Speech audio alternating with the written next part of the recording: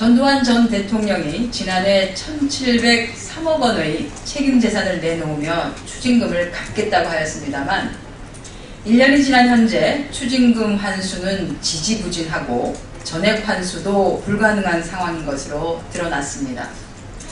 실제 한 언론사 보도에 의하면 책임재산 1,703억 원 중에서 이것저것 다 떼고 나면 현실적으로 환수 가능한 금액은 처음부터 350억 원에 불과한 것으로 드러났습니다. 한마디로 검찰이 빈 수레로 요란만 떤 격입니다. 문제는 검찰이 이와 같은 상황을 이미 알고 있었으면서도 별다른 조치를 취하지 않았다는 것입니다. 검찰은 지난해 9월 10일 추징금 환수 관련 보도자료를 내면서 선순위 채권에 대해 언급했으면서도 이에 대한 구체적인 내용과 그에 대한 대책을 설명하지 않았고요. 오히려 선순위 채권 문제에 대해 전두환 일가와의 물밑 협상을 통해서 이면 합의를 한 것이 아니냐는 의혹마저 제기되고 있는 실정입니다. 국민은 검찰의 전두환 일가 추징금 환수 의지에 대해 불신이 가득합니다. 심지어 검찰이 전두환 일가를 봐주는 것은 아닌지 의구심을 제기하고 있습니다. 검찰은 선순위 채권 해소 방안 등 전두환 일가에 대한 추징금 환수 계획을 보다 분명하게 밝혀야 할 것입니다.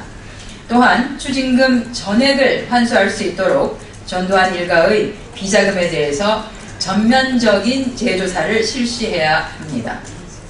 검찰은 이와 같은 눈 가리고 아웅하는 식으로 국민을 우롱하지 말고 지금이라도 전두환 일가의 비자금에 대한 추징금 환수를 제대로 집행해야 할 것입니다. 정부가 서아프리카 에볼라 발생 지역에 의료단을 파견하기로 결정한 가운데 에볼라 바이러스 감염을 우려한 국립중앙의료원 간호사 4명이 사표를 제출한 것으로 확인되었습니다. 문영표 보건복지부 장관은 에볼라가 전 세계적으로 퍼지는 것을 막기 위한 선제적 투자라고 밝혔고 긴급 구호 분야에서 한국의 위상을 높일 수도 있다라고 말했습니다. 국격과 국가의 위상을 높이려다가 국민 안전이 위협받을 상황에 직면했습니다. 중요한 것은 자국민의 안전입니다. 사전 그리고 사후 대책이 완벽하게 마련되지 않은 상황에서 국민을 사지로 모는 듯한 이와 같은 정부의 태도는 무책임하다는 비판을 면하기 어렵습니다.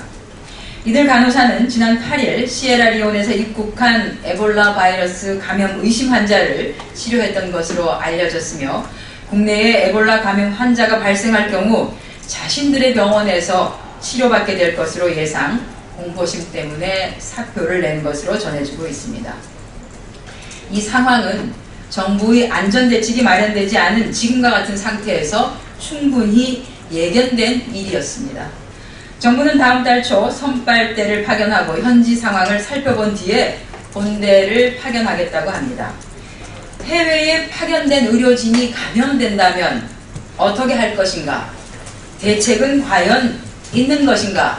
라고 하는 의료계의 걱정이 있다는 것을 전해드립니다. 이상 오후 현안 브리핑 마치겠습니다.